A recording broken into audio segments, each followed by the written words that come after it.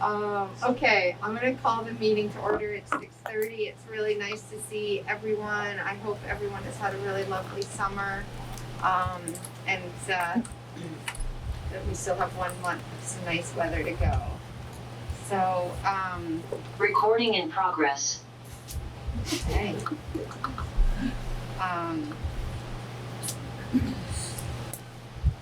We have our consent agenda.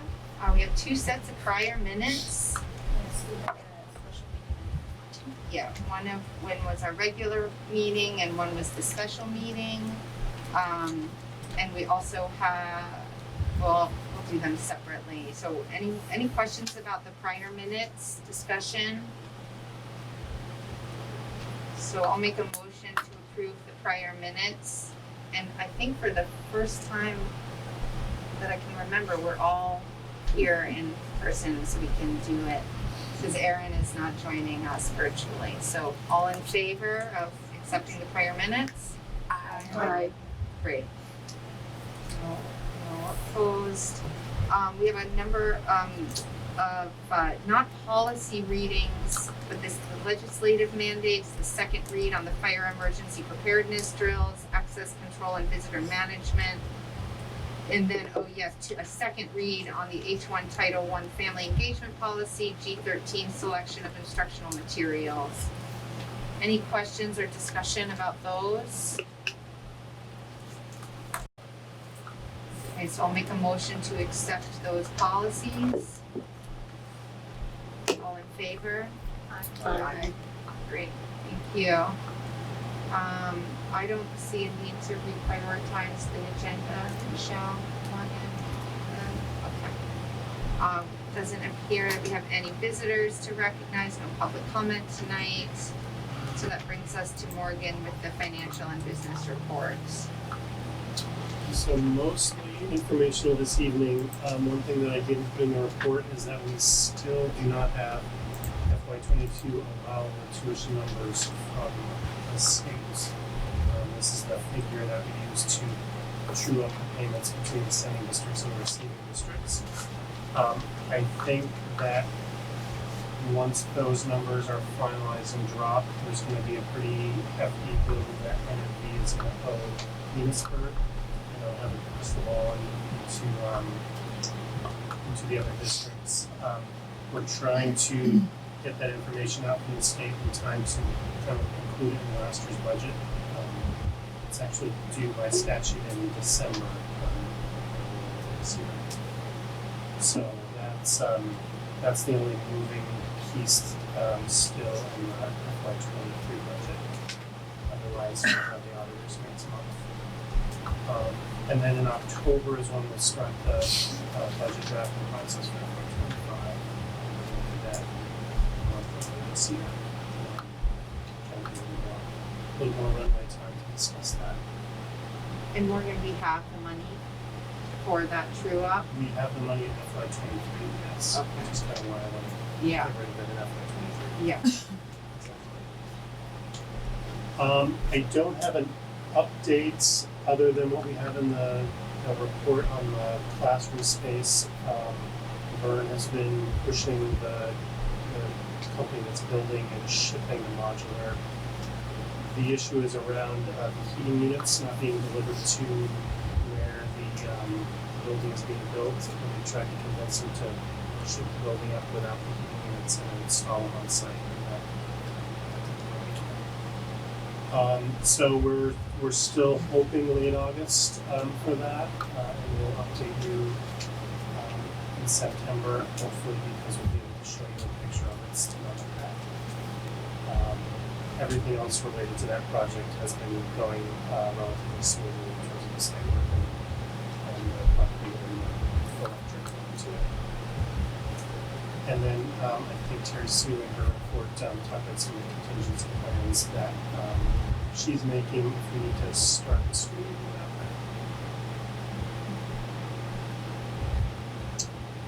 that. And then, as we did last year, there are a few projects that are going on that I would like to get permission to use capital reserve funds to cover. That doesn't necessarily mean that we will use them. We'll run them through the general fund budget initially, and then wait to see how the tuition payment numbers shore up. If we have enough space in the general fund to cover them or to cover some of them, we'll do that. And if not, at the end of the year, we'll move stuff out to the capital reserve funds. And so the three that I would like permission to use the reserve funds for are the we're doing some paving in Berkshire behind the school, maintenance that needed to get done. We are obviously finishing up the modular building in Sheldon, and then in all four schools we've got some incentive money from Efficiency Vermont to go through and replace all the fluorescent lights with LEDs. We have done that for I think all four schools is done. And so that project will be largely funded by Efficiency Vermont. Those are first year. I put the capital reserve balances there. And so Morgan, just to clarify, for the Berkshire paving, I'm assuming that you'll use the Berkshire capital reserve to cover that? Correct. And for the portion for Montgomery, their LED And for- retrofit, you'll use that, and if you need more, then the 14,299 you would have to draw on the district-wide. Exactly. And then we would also include the Berkshire lighting against their. Oh, sure, of course. Is it possible that that's going to zero out Montgomery's once and for all? I know that it's a pretty expensive project. It's possible, yes. Yeah. Yes. Berkshire will still have some, and I'll probably draw them down in that order if I feel we need to do the paving one first and then Yeah. the lighting.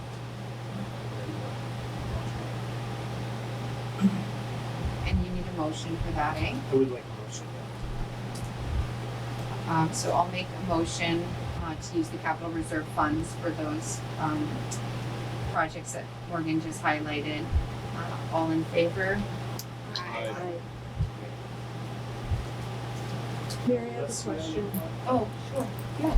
Morgan, this is unrelated, I think, to what you were just talking about, and I apologize for not being here at the last meeting, but when I reviewed the notes, there was a $1.5 million line of credit that was approved by this board. Can you remind me what that was for? Sure.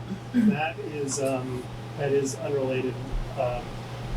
We tend to get lines of credits for the two districts in case we need to meet the expenses we have before the state aid starts coming in September. This board and the ER board has been very good about bringing some of these capital reserve, some of these fund balances to the voters to add to the capital reserve projects. So we tend not to need it as much now because we can use those funds. We have had an issue in the recent past on the other side where a grand list wasn't lodged in time, and so we didn't get state aid in September because they didn't have the data to do the calculations, and so we're kind of buffering ourselves against that issue. We'll probably use capital reserve funds or borrow from that for July and August before we have teachers up here in September, October. Sure. Thank you.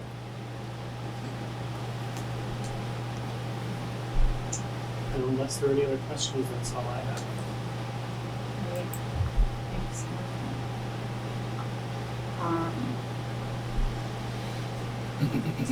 So that brings us to the superintendent's report. Michelle is here as acting superintendent. And some people here that I haven't met before, so I just I'm want sorry. no, it's I didn't okay. I just want to realize say that. who I am. So my name is Michelle Turge, and I am the director of student services for the supervisory meeting. So I go to the SU board meetings. So when Lynn is absent, she asks me to step in for her, so she's out on medical leave. So I'm just filling in for her for some reason. Courtney? You're on the area.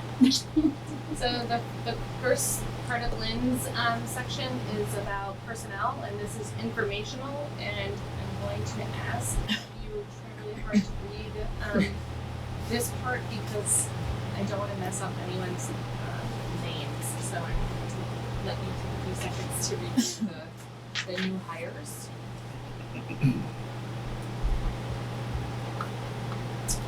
And then in Berkshire, Ryan Corey, a paraeducator, resigned. In Sheldon, Curtis Comfort, the middle school science teacher. Paige Goss, paraeducator, and then Alexis Reed was a supervisory union behavior technician parent as she resigned. And then we continue to have paraeducator openings. Berkshire has an elementary classroom teacher and paraeducators. Sheldon has a literacy teacher leader, technology support specialist, and paraeducators. And then we're still looking for a health teacher for the district. And the hiring is an action item. You don't need Right. to take action because you gave them authority to hire away from the table of okay. last meeting. So these were hired. Okay. So next month it will be action. Yeah, gotcha. Okay. And then next is central office space update, and I'm gonna pass it to Morgan to fill you in. So, Lynn kind of spelled out that we now have access to the entire space on Main Street in Eastburg. There's still some punch list stuff that they're working through, but we are occupying the whole place. And I will say, as someone and other folks in the business office really don't get out to schools much. To the extent we see teachers, it's when there's a problem. So it's been really nice to have all the traffic for the office, people there for good reasons. And I think the day that we had access to the big conference room, we had over 80 people for the next 3 days using it. So it's nice. It's a nice dynamic, functional space in there. And hopefully we'll outgrow it soon. And next is PCBs and Berkshire, which I'm also gonna pass that. So you've gotten some letters that have gone out to the community, really laying out the initial findings here and the process. Lynn had kind of laid everything out to the point where we were about a week ago. Gavin and I had a meeting on site with representative from the Department of Environmental Conservation, who has some authority in this project, and then a consultant that we've hired to help us through the process of further testing, identifying materials, and remediation. My sense is that the meeting was good on balance. The way the initial testing worked is they had people come to the building and look around and say, well, these materials might be suspect, and these 4 rooms are all similar in age and how much work's been done. So we're going to loop them as a group, and then we're going to test one of the rooms and see what happens.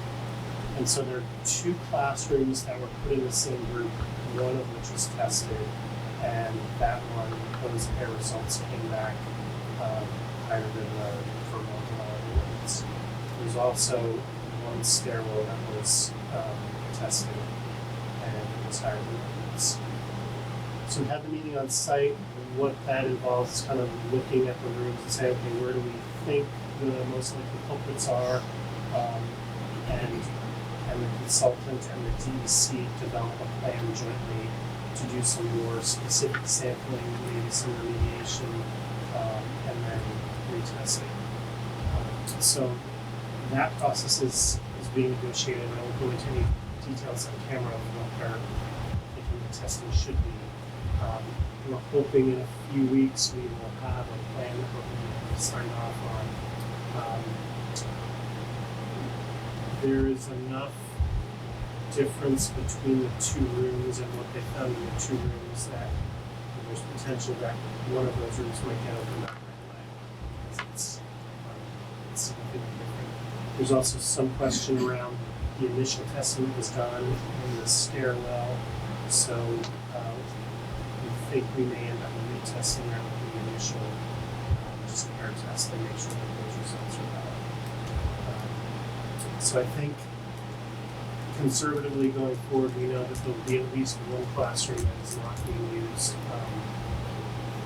Kevin doesn't want me to say this, but I'm going to say at least until Christmas is my gut. We may get lucky and we may get it back into circulation before that, but that's kind of what I'm seeing right now. We will know a lot more when we have that plan agreed to and signed off on by the DEC, and I appreciate the terms of that. The next steps generally after that are you sample materials, you test materials. Those materials are hot.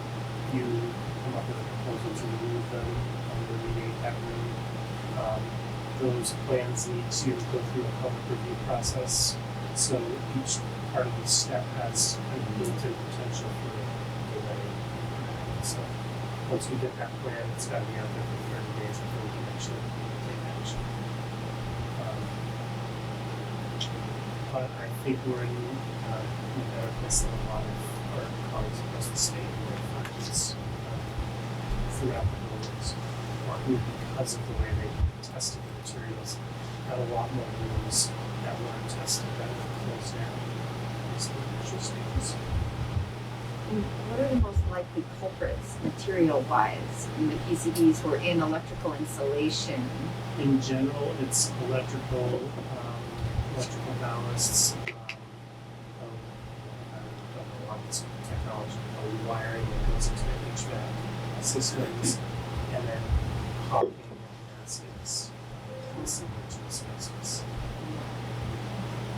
But that's potentially that's fundamental to the construction of the space, the caulking and the mastic. Yes. But in this building, we've done a lot of work in other parts of the building, and those rooms did not test above. So we need you to believe that like the stuff that we remediated or that we took out during those renovations is not likely to product.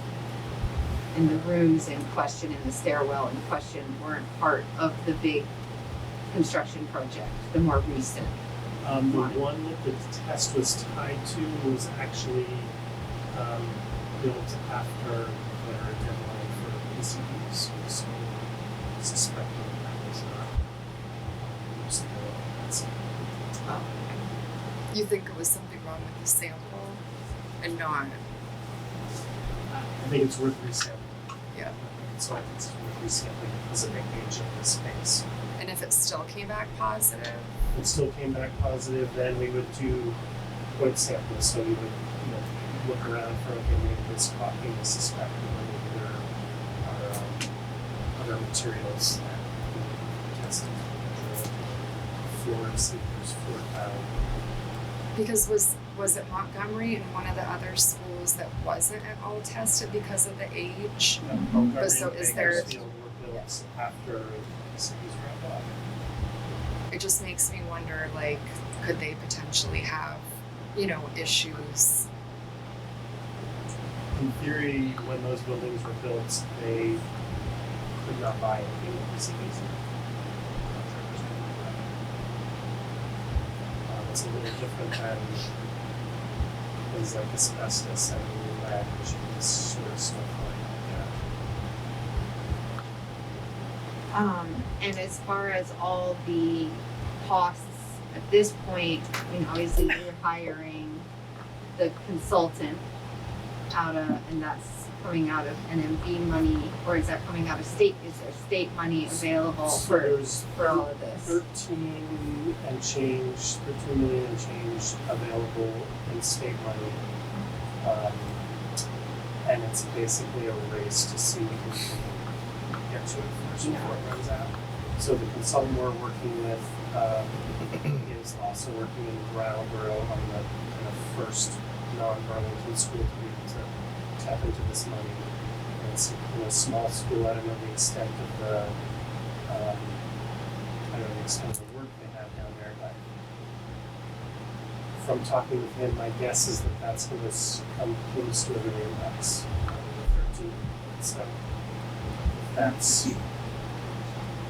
a good yardstick. I guess it means that we'll have the first 15 schools all the similar size. We'll get that full funding. I believe that the agency, the agency of Ed is planning on requesting more money in future years, but right now the eye is finite. I mean, and obviously that's not covering the build for Burlington High School, because that's project far exceeds the 13. Yeah, so that would chew up the entire Right. amount. The full allocation, I think, was 27 million, and you could correct me if I'm off. I know I'm pretty close. 27, and roughly half of it went to Burlington for theirs. Just to Burlington High School. One of how many in the state?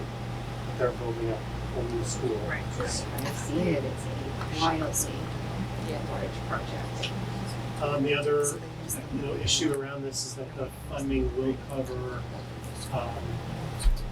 consultants work on the testing and the remediation.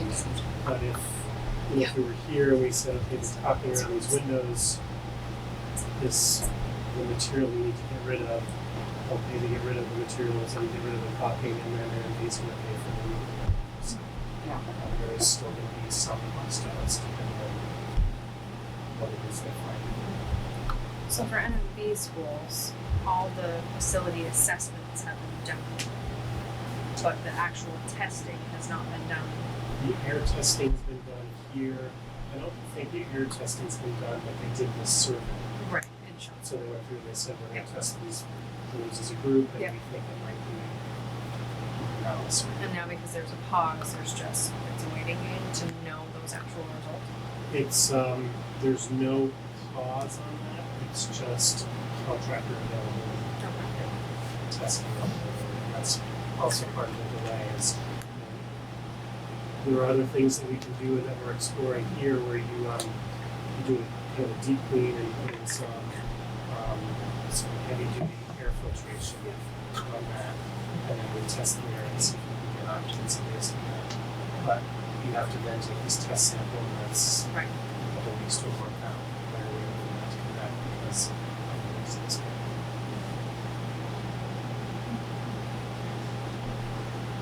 And we could potentially draw on capital reserve money for some of this if we needed to. Yep.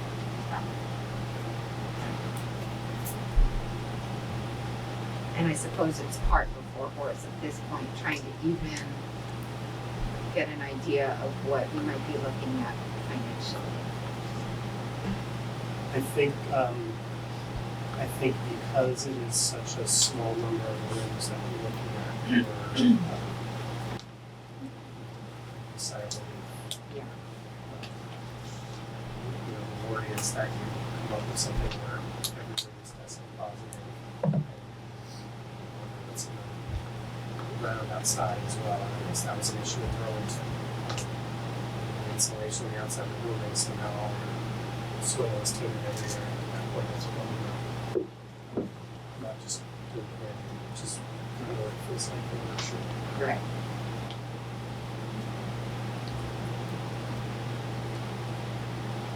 Is there, like, what are the effects from the PCEs? And sorry, I should know this, but like for the teacher whose classroom that was, who's been in that classroom for like X amount of years, or kids who have, like, should they be concerned? Should they be going to get tested for something? Or is it more like a long-term implication from exposure? I would say go to the DEC site. Okay. I don't know. I would expect it's long-term exposure, and I just remind folks that at the levels that are closing down schools in Vermont are significantly higher than the CDC levels. And so I think we're probably going to see a lot of differences in whether everyone here is triggered as not safe against students and safe anywhere else in the country. Is it significantly higher or significantly significant. lower? Okay. Okay, Yeah. than the CDC. So Vermont's standards are stricter than the national CDC Mhm. standards and so probably EPA standards. And by law too, What's that? by a lot, our standards are significantly Yeah. more stringent than even the national standards. Oh, those 2 rooms, yeah. Yeah, the other Kevin just wanted me to point out that there are also 3 age bands, and so the 2 rooms in the stairwell that we're talking about are in this middle age band where it's fine for adults, it's not fine for pre-K kids, and it's just a little bit for the secondary students. I just want to add something to maybe alleviate a little bit of worry, Kat, that it seems like, from what I've read, that exposure and adverse effects come from people who are actually working in factories that are producing PCB laden materials, not just sitting in a classroom. So just take that with a grain of salt.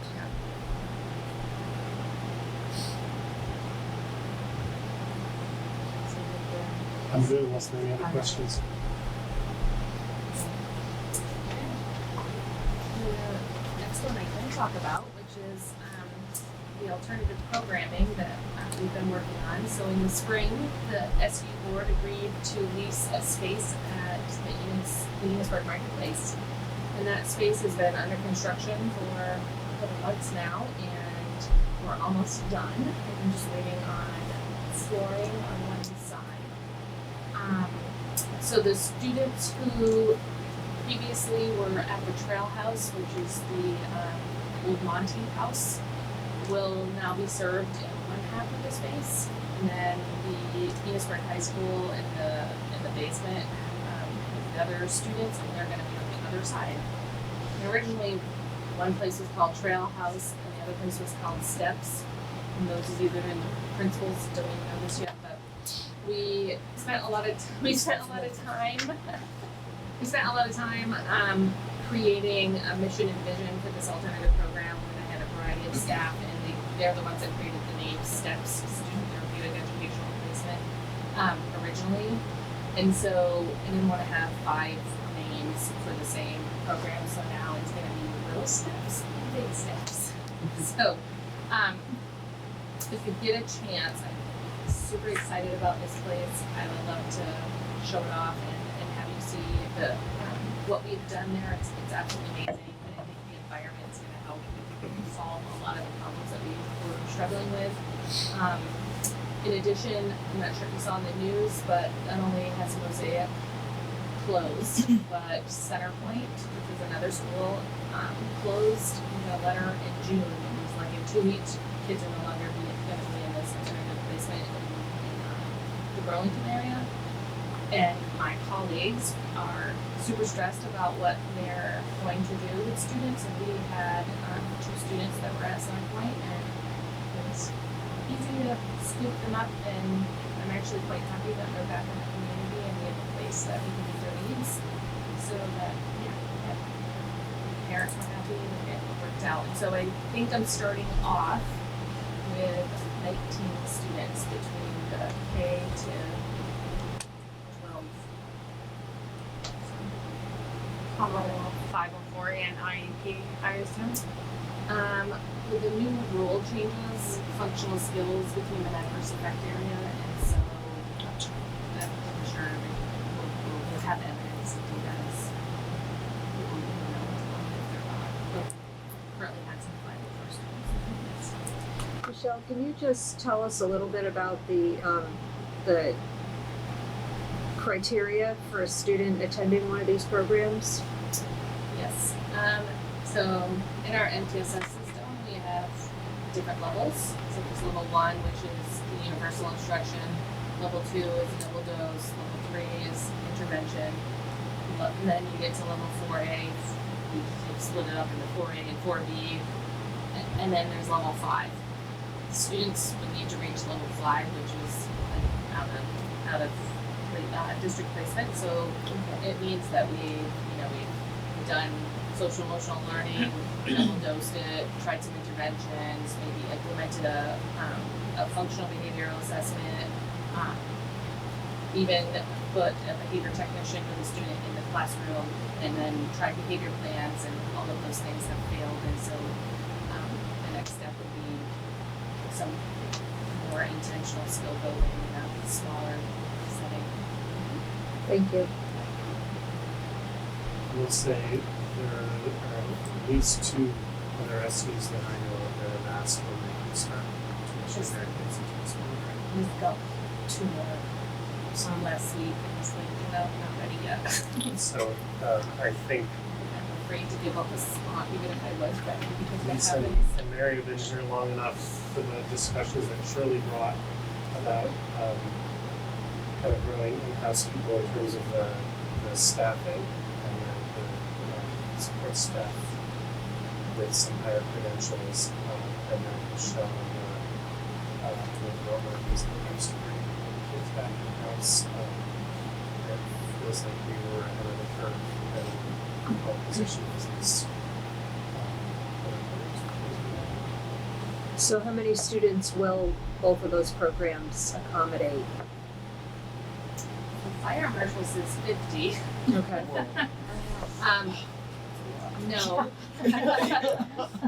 Staff, I you have am staff? pretty, I'm staff, super excited, like, I just, I used to be a classroom teacher too, so I just, like, planned and new staff, like 2 new special educators, so I just spent this week planning the first 3 days of school for them, and, but yes, I had lots of people apply to be, to work in the program. I'm so passionate about it, so excited. So, and currently 19, and I feel like I'm old. I feel like that, I don't want to say this out loud to these people, some of your ears, but my K to 4, but I have some spots. The middle school is my current worry. That's overflowing, and it seems like that's, I think, already received multiple calls over the summer for some students struggling. I'm a little worried about that. I'm not sure what I'll do, but I have to say no, that's the problem, is there's no other options. So, figure it out. And so how will we kind of toggle between availability for ER and NMV students as a priority, but the potential to tuition in as an out-of-district placement for other SUs, and how if you have the capacity of 50, I mean, obviously you don't have the staff, like staff becomes the limiting factor. Well, my hope is I'm gonna be so skilled at shaping behavior that we're going to have all these free spots. Not free, open spots. So tuition that's for people with it.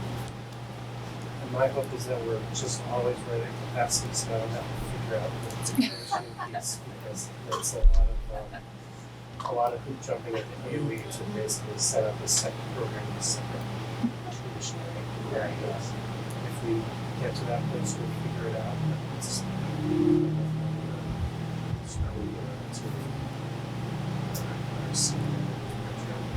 So there is provide a really valuable service, as we all know how challenging it is when we have no out-of-district placements. So There's no having to put a little kindergarten student in a cab driving all the way from yeah, Oh, so, yeah. Yeah, the reasons that we're setting it up are the reasons that these other SUs should also be setting up their own. Because, also when these kids are ready to start transitioning back, it's easy for them to slide over to other school. Right, because they're embedded in their own We communities. have the opportunity to like do, we created this level system. So everybody's gonna start at level 1 and work their way up, and when they get to level 4, then we'll start introducing them back into their second school, into a class. And that goes well, we had 2 classes, and figuring out how to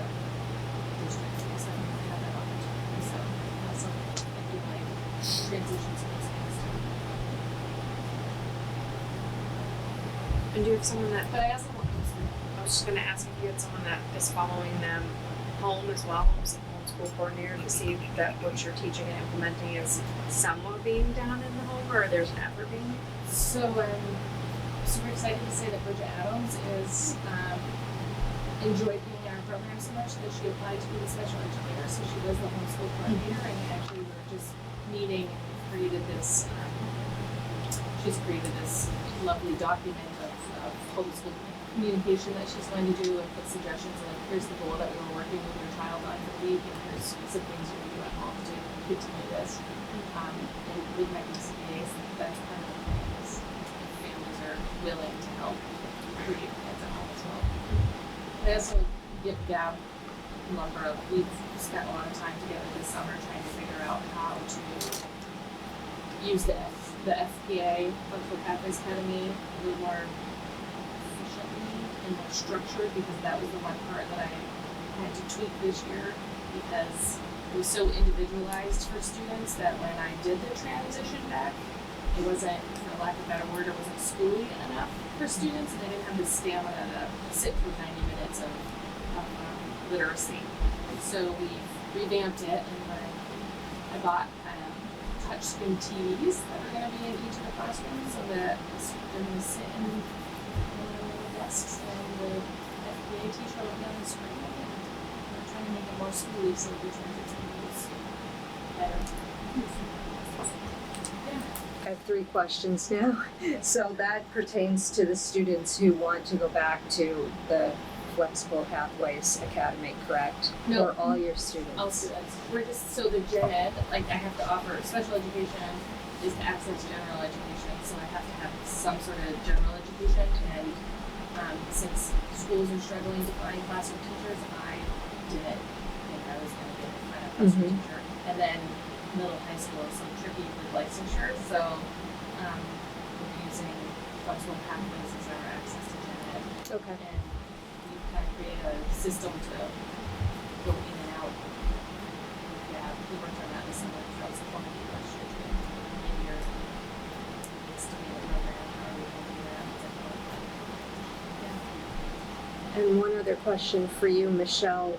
Those students, when they're transitioning back in, no, wrong question, sorry. If their families move out of the district, what happens to their placement in STEPS? So if they move, then they would be steps in sending it the receiving school, like panicked and trying to figure out what to do with them. So, I said district, I meant SU. Yeah. Can they stay if they move across districts? Yes. Okay. And would those students be ones maybe you would first consider allowing tuitioning? Probably, I think we'd treat As them long as they had similar. Transportation. Yeah, probably treat them similar with gen ed students that move towards the end of the year, and we have a special board level about do we really want to send them back or not. Because it sounds like a great program, and if somebody moves, say, from Sheldon to Swanton, and the child is doing very well in the STEPS program, it would be a shame to have them leave. And my last question is for Morgan. What was the funding to build this facility in the marketplace? So we're renting it, we didn't build it. We're Well, also that's build- what I mean, build out remodeling. costs. Yeah. We've used for 2023. We have been putting everything through Michelle's budget.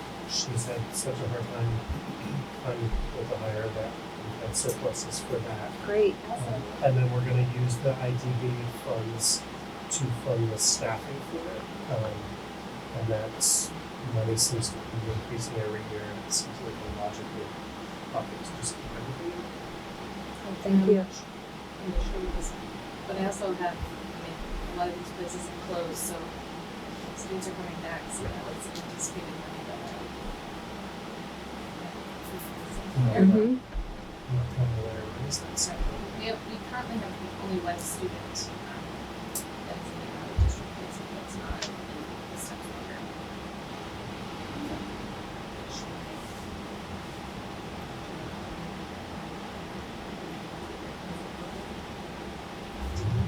district. I know we had, I think, 7 what the state considers high cost kids this past year. So those are kids that we've submitted for additional special reimbursement. And that target is, that cutoff is $60,000. I think in a normal year we would have had a few more, but the place was just drawing out.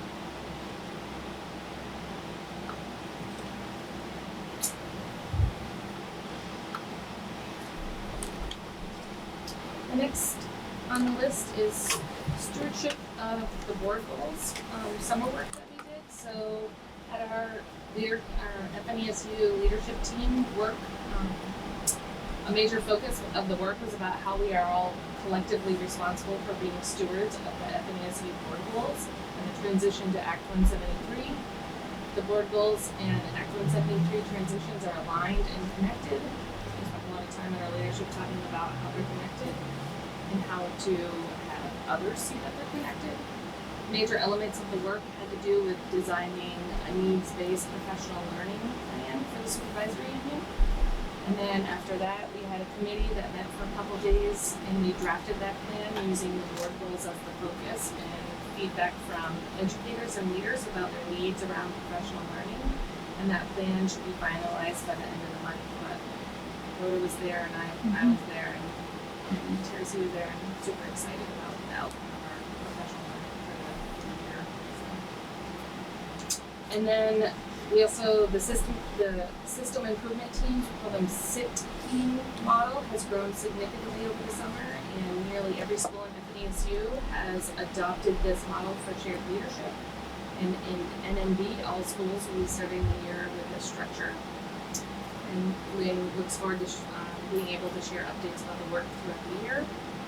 And then the last part of her notes is around the local comprehensive assessment plan. This is a required element of Act 173, and it's being revised this summer. The local assessment plan will help inform our board monitoring plan, and that plan will identify how we will monitor our progress on FNESU board goals and report that progress to boards over the course of the year. That plan will be shared with the FNESU board in September.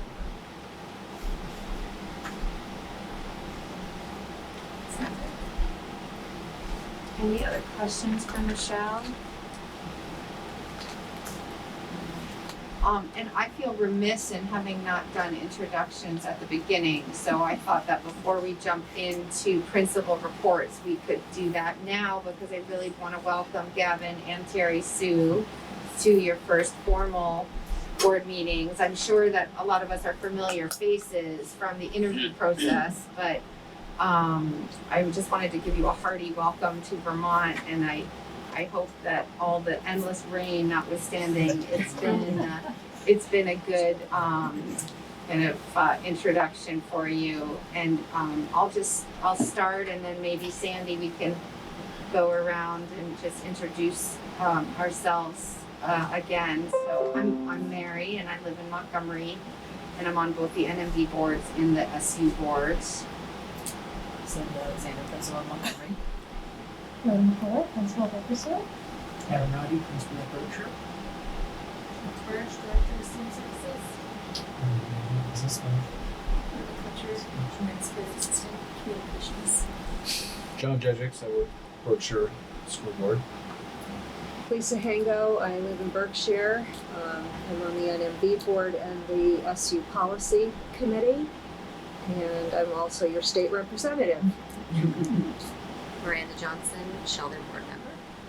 Terry Sue Hitchcock, the principal of Sheldon. Catherine Barnard, I'm from Montgomery, and I'm also on the SU board in the policy committee. Emily Norris from Sheldon. Arlene O'Rourke from Bakersfield. And missing tonight is Erin Paquette from Bakersfield. She wasn't able to be here tonight, and obviously Lynn Coda, who I know you all know well. So apologies for that oversight at the beginning of the meeting, and we really are happy to have you both here. So that said, we'll start with you, Rhoda, with your, the principal report, and if you have anything that you would like to, highlight from your report. I don't think there's too much. I did intend to put the student handbook on here, and I did finally finish it, so it's done, and it will be ready in September for you all to see. I don't know if anybody had a chance to look at the master schedule at all, but we tried to intentionally make the schedule for both the Monday, Wednesday, Thursday, Friday days, and then there's a tab for Tuesday days on there, because that will be a big change for people to have to leave at 2. I'm sure everybody's been contending with that. But I think we've got a pretty good schedule set for that, and it was done, we actually finished it before we left school with a group of teachers, and I think people are pretty pleased with that schedule, so they're ready to go. Rhoda, can you clarify that, just in case folks aren't following, that this is about the switch with the shorter Shorter days on days. Tuesday, yes, so leaving an hour early, on those every Tuesday. To give us that professional development time, so that's something we wanted to make sure we were ready for, and had a good committee working on that before leaving up school. Oh, I just had a question about that in general. So is LEAPS like gonna start at Yes. 2 on those days? So does that mean there will be like just a longer special for whatever is offered on that day? I think we're all doing something differently from the 2 to 3 mark, but Okay. we're gonna have our support staff there. Yeah. So Yes. they'll take over with whoever's staying for weeks. And I do want to just say that in reference to the SIT teams, our SIT teams are ready to start and go, and some of that work will be done on those Tuesdays as well. And we have in Bakersfield, not only our teachers, but all of our paras are on the SIT team as well, which I think is going to be a really nice opportunity for them to make some connections across and really feel a part of the work. I think that's everything. Thanks, Rhoda. Gavin? So then, in addition to the principal report that I provided, much like Rhoda, we have been perfecting our schedules, both academic and our PD schedule. This has been a team effort with the leadership committee as well. Probably the biggest thing is we wanted to make sure that our instructional time is fully aligned with MTSS and the waiting time and what I need to succeed. And also ensuring that we are honoring the SEL instruction as well. With our SIT teams, we have begun to do the pre-work for that as well. And of course, this is going to be a huge opportunity to implement distributed leadership, to really start getting solutions to the biggest things pressing the Berkshire community from the ground up, and generate the best ideas, or make sure that the ideas are coming from the teachers, coming from the stakeholders as well. One thing that I will be working towards is to bring students into our distributed leadership structure as well through the use of student advisory meetings. This year we're going to start small with a group of middle school students that are going to meet with me periodically, so that we can hear feedback from them to see what they would like to do to help shape and structure the community. The long-term goal is to turn that into student government as well, and to really be able to slowly but surely hand over the reins to the students to really give them a greater input in culture at Berkshire. In addition to that, we are there's a lot of revisions going on, particularly with our behavior matrix.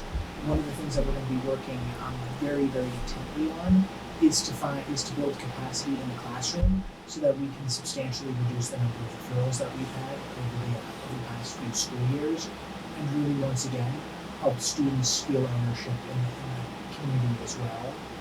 And then finally, one of the things that we'll be starting with our back to school night on August 24th is trying to open up new avenues for sustained dialogue with the community as well, whether that be through surveys, whether that be through newsletters, but whatever we can to implement two-way communication as well, so that we can get feedback from the community. That will once again help us make informed decisions, to help once again make sure that the things that we're doing, our processes, procedures, every stakeholder has a chance to help provide input for that.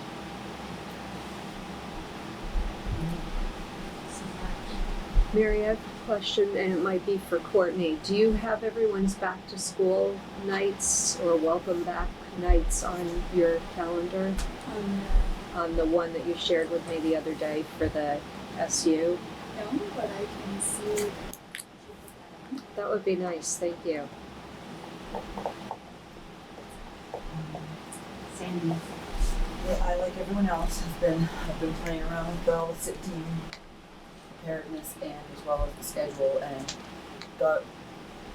it got a little tricky when two of my specialist teachers are there 2 days a week, and two of them are there on Tuesdays, and to all of a sudden realize that we're losing a whole special block and a teeny bit of another one, it got a little tricky, I will have to admit. So playing around with that quite a bit, and I just started the SIT team work on our last day of school, that last teacher day that we had because we forgave a student day or whatever. So I started by just meeting with staff and starting with a survey on what you believe our priorities should be for next year, and then having some discussions in small groups so that the staff was involved in making the decision on what we would focus on. And I think that's probably what most people do too, but I'm a little bit later starting, so mine's just getting going, and I'll be starting my in-service day with that in August.